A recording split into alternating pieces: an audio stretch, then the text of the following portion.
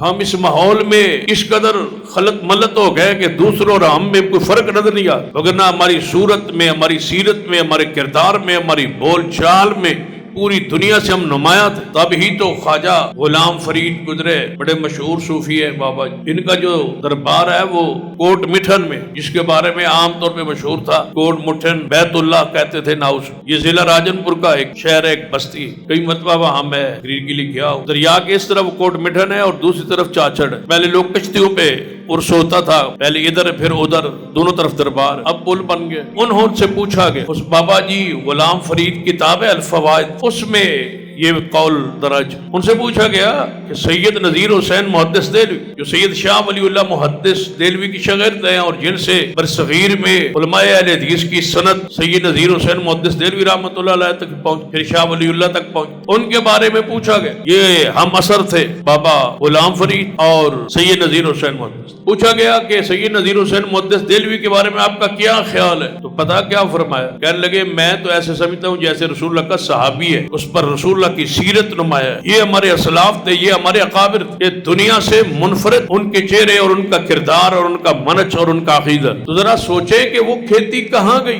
وہ پکیزہ درخت جو صحابہ کا تھا، اس کی جڑیں ایسی تو نہیں ہے کہ قیامت سے پہلے وہ اکھڑ جائے، اس کا پھل آج بھی موجود ہے اور قیامت تک رہنا ہے، استمرار ہے، ہمیشگی ہے۔